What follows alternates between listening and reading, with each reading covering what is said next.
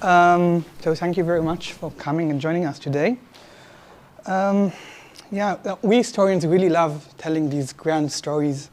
And one of our favorite ones, and please do stop me if you heard this one before, has to do with the rise of capitalism. We often tell the story of how sometime between the Middle Ages and now, a new economic system came to being and basically shapes every part of our daily life today, as well as most of global history. So take this wonderful Dutch Golden Age painting by Marinus van Reimersweiler, and you can already see how capitalism slowly infiltrated daily life. We are drawn by the gaze of, We are drawn by the gaze of this couple, this merchant and his wife, as they are completely consumed by money, and we can just imagine how their emotions, how their relationship completely changed by capitalism. If we focus on just the man carefully balancing his money, we are reminded of another aspect of the story, of how all of a sudden rationality came to be the thing that is, let's be honest, mainly characterizes males, and at least this is what historians often tell us. And this rationality of making these decisions of how to increase productivity. Even if we take a look at some minor detail in this painting, a sack of money divided into different pockets for different currencies, we see this other aspect of capitalism, of how the ability to change from one value to a different type of value. It's a fascinating period in which artistic creativity itself has been mass-produced and commodified. And let us not forget it is a period in which human beings could become cargo and shipped from one point of the earth to another point of the earth as free labor. So this is a wonderful story of a radical transition that swept around Europe and the entire world. The only problem of it is that so many details of the story don't end up in the archive. And I would like to show you some of these today. So the embarrassing truth is that each time that I go into an archive or a special collections library and start paging up the type of documents that I would imagine as a historian have to do with the rise of capitalism, I see more and more holes in the story. So today I'm only going to focus on two of these. The first one we can think of as the amateur mathematician. A big part of the story about the rise of capitalism has to do with the development of new mathematics, the type of mathematics we all do today, that numbers are these abstract entities. And capitalism, we read, has a lot to do with with increased numeracy, with the fact that every man and woman knew modern mathematics and could calculate rationally and make decisions that would increase their capital. So that's one part of the story I want to look at today. Second part of the story we can think of as the amateur accountant. So accountancy and bookkeeping, and especially double entry bookkeeping, which is this technique of writing your incomes and outcomes or credit and debit, is often hailed as like the supertool of capitalism. This is the paper technology that basically allowed every man, every merchant to know how much he gained and how better to trick the system. So let's see what the archive has to tell us about this. And I would like to draw your attention to this document here behind, piece of paper hanging on the wall behind the merchant. And let's see how a real one would look like. So this is a shopping bill of a merchant, Humphrey Walcott from London, 1601. And this is a stage I'm going to go forensic on the archive, okay? So bear with me. So you can see that the page was basically folded 3 times, leaving 1/8 of the page a bit dirty, because this is the part of the page that would face the room and gather dirt, okay? And we can also, if we zoom in, see actually these small holes that were created from the needle and thread that you needed in order to file the document. So in early modernity, when you would file a document, you would usually hang it on the wall behind you, like we see in the painting. And even the word to file in Latin still remembers filum. Filum is thread. Okay, so this is what you do when you would file a document. You would literally tie it to the wall. So let's follow this thread. So Humphrey Walcott in 1601 bought 1 pound and a quarter of cherries for 3 shillings 4 pence, about 2 pounds 3/4 of damsons for 7 shillings 4 pence, 1 pound and a half gooseberries 4 shillings, 1 pound bearberries 2 shillings 8 pence, 1 pound and a half pear plums 6 shillings, etc., etc., etc. Now, there are many interesting facts going on in this bill, And like, I'm always fascinated why anyone needs so much marmalade. Why would anyone pay for broken glass plate? But even if we start dissecting the list a bit more closely, we can start seeing how capitalism also infiltrated here. So take, for example, cinnamon, which was at that time an exotic spice that you could only buy in Sri Lanka. And in order to buy it in the market in London, it basically needed to arrive in a vast network of trading posts of colonies, mainly run by Portuguese or Dutch, maybe probably in this period. So we can already see how capitalism and colonialism always went hand in hand. But I want to talk today about numbers in this list. And the question is as follows, and this is the point that in my talk I always lose confidence when I'm in a room full of people from the humanities. But here in a room with people of the STEM, I'm sure we're going to manage. So the question is as follows. How many pounds, shillings, and pence did Humphrey Walcott pay in 1601? And take a second and try and answer me this question. How much did he actually pay? Okay, look at the list. Yeah? All the numbers are there. Patricia, you can do it. Okay, so what I usually do in this point is to reach for my iPhone, right? And try and do a calculation, because who even knows how many shillings do you have in a pound nowadays? But I'm not trying to embarrass you with your own arithmetic abilities. I am trying to understand what were Humphrey Walcott's arithmetic abilities. What did he do? If the rise of capitalism has to do with the rise of modern mathematics, or modern arithmetics, I would imagine to find all the calculations somewhere, right? But the page, as you can see, has no calculations. And although I've been searching for sheets and sheets of calculations in the archive, I couldn't find them for the past decade. And the truth is that if I look closer at the book, I might get a sense why I won't also find them in the future. So as you can see, the numerals on the page are a mixture of Roman numerals and Hindu-Arabic ones, which are the modern ones we all use today.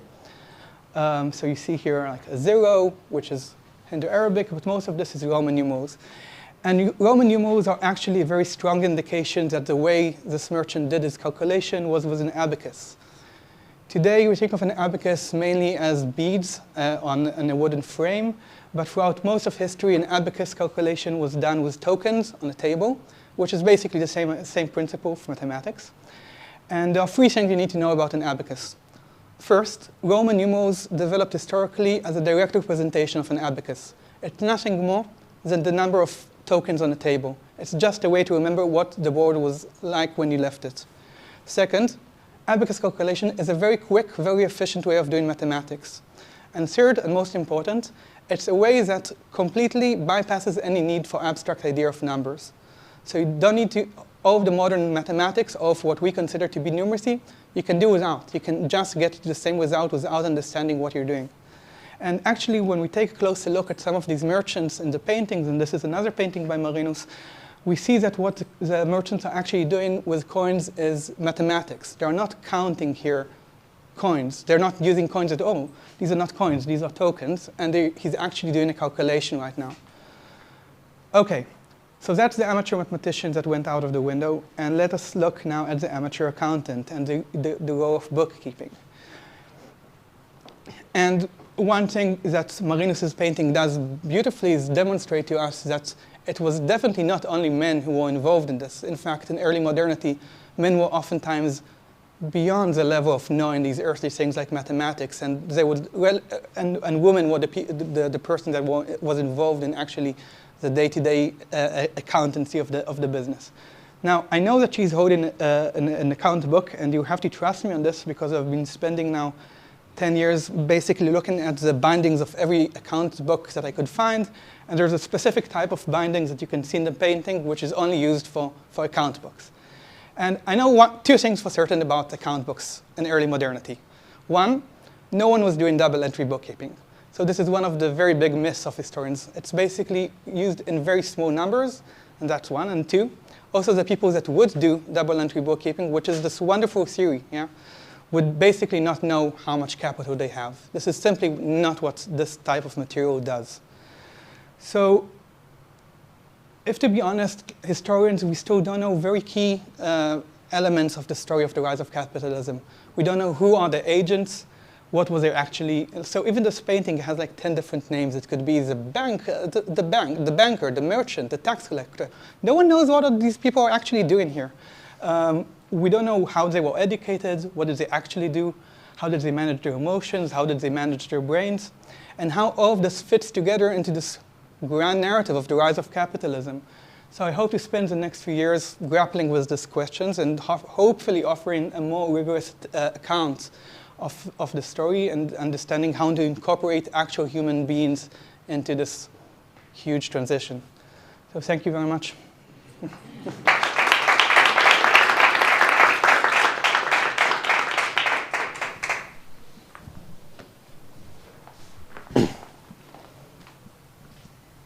Thanks a lot for this presentation, very interesting. My question is whether you can learn something from this ancient accounting books and historic sources that helps us to understand nowadays capitalism and help to have kind of a better version of it.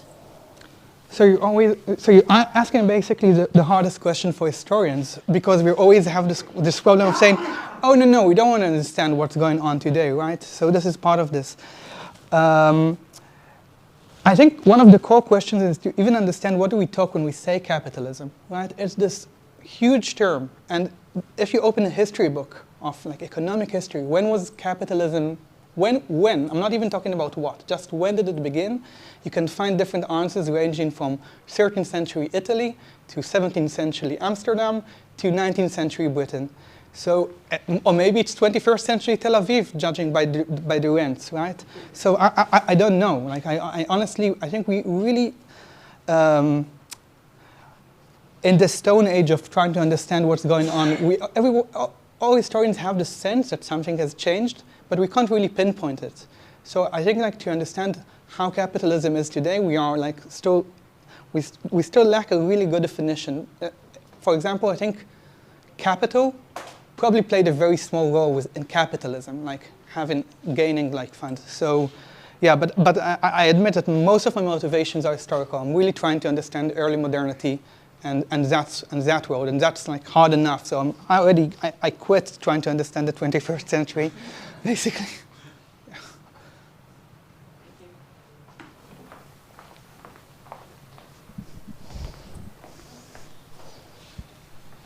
So I have an easier question for you as a historian. Good. Wonderful. So, I mean, I'm interested in this like kind of trajectory of mathematical practice, and if I'm not mistaken, there were like also introduced textbooks for the general public, like in Germany by like Riese. Maybe. Yeah. Riese is wonderful. So I was wondering whether that was already at that times or like much later. I'm like, maybe you can help me there. And also what I find interesting is. So you said that like they had like this mixed numeral system with Roman numerals and Arabic numerals, and I've never seen it before. That's interesting, but I would be a bit skeptical to think that these kind of algorithms using an abacus are like simpler than, for instance, the algorithms we have with Arabic numeral systems. So why, like if the Arabic numerals were already introduced, as it seems to me, why did they still stick with the Roman numerals when they were actually like algorithms like anyone could perform? Again, that ties to my first question about this textbook. So maybe you can say more about that. Yeah. So Riese is this wonderful German textbook to teach in mathematics. And it's actually, if you look at the title page of the book, it's already some editions. It's already split into, you learn basically the two systems, like the new system, how to calculate Arabic numerals, pen and paper, and the old system of the abacus. Okay, so that split you already see there. The thing is that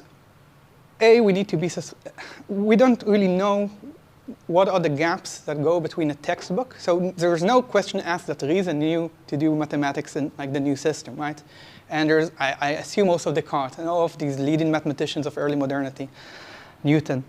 But we don't really know what do actual people, what did they do? What did they figure out from this book? How did they actually use it? Who bought this book? What did they do with it? And numerals is one way of like actually zooming into this question.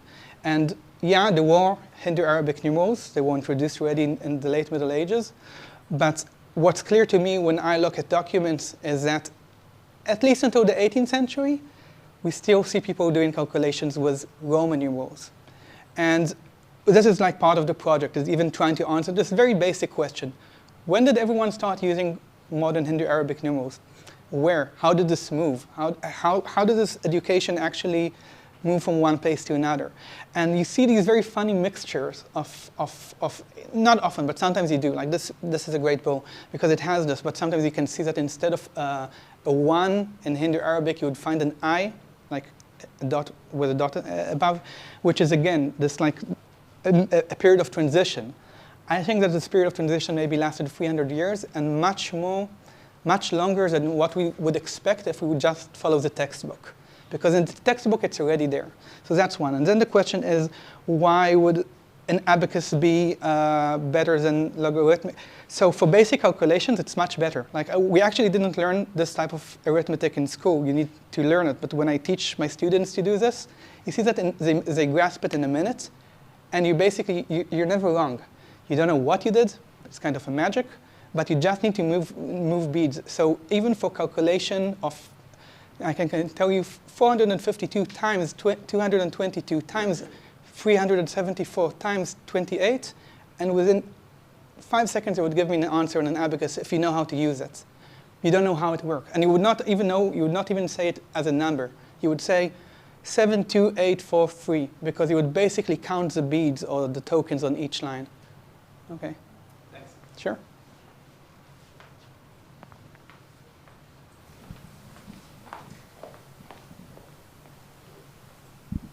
Thank you for the nice talk.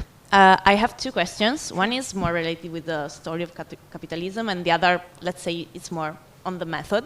Mm-hmm. So the first one, you mentioned a bit maybe when you were discussing about the cinnamon in the list. So it's just a curiosity how much the rising of the globalization, we could say, is linked with the rise of capitalism, if there are like influences between the two. And also thinking about the modern world, we're going in the direction of more and more globalization. So maybe this can tell us something more on the future. While on the methodology part, it's very interesting that even looking at the painting, you can like see some pieces that can help you, can give hints about the historical path. But we know that art is very personal. There are a lot of personal thoughts from the artist that enters the painting. So in general, in history, how much can you use such instrument by looking at the painting and comparing it with documents? How much you can rely on what you see in the image? Thanks. No, thank you. So I think globalism and capitalism, I actually feel much more at ease with the term capitalism because it globalization because it actually means much more to me. As an historian, I can understand globalization much easier than I can actually understand capitalism. But what you see in early modernity is that this capitalist wave that basically spread from maybe Italy to the Netherlands to England to the rest of the world went hand in hand with globalization and colonization and slavery. You can't do, basically, if you want an efficient way of growing sugar in early modernity, slavery was basically the only option. It made perfect sense. You just need, that's the only point in the very difficult process of producing sugar that you could intervene. That's the only place that you can actually make the process cheaper and more efficient. You just need slaves. So this like capitalist thought and globalization and colonization are really entangled, and it's hard to untangle them. And then for the methodological questions, so actually, I'm not sure I completely agree with the idea that an artist is this like personal, creative individual. So I work in a world in which like artists would work in these huge workshops, and as you saw one of the slides, that you have like maybe 20 versions of this painting, and it wouldn't be even too much individualized. You wouldn't even Dutch Golden. This changes from one period to another, right? But in the Dutch Golden Age, basically, you would come to a workshop and you would buy mass-produced images, and you couldn't even tell them, hey, I actually want more of that, more of this. there's a much more complicated story to tell about this painting and in most paintings that I work, but what I think they do give me some intuition and some insight into is the material life of these people. Actually, oftentimes the materiality of like daily life is very hard to come about. Like try to find today an IKEA catalog of 4 years ago. Okay, and this was probably one of the most printed books at a given year. It's very hard to find a specific catalog. Oftentimes the account books, waste paper, stuff like that, it's very hard to understand what went on because it just didn't survive. But then in art, I suddenly have the snapshot of an historical moment. Even like the stack, there are like maybe 2 or 3 of them that actually survive today. But you see them all the time in Dutch painting. And it took me tons of time to understand what am I actually seeing? Why is it divided like this? So I'm trying to go back and forth between art, literature, like Shakespeare, Shylock, stuff like that, to the archive, and like, yeah, that's the move. If you have more questions, you need to wait and ask in break because we have time. Thank you.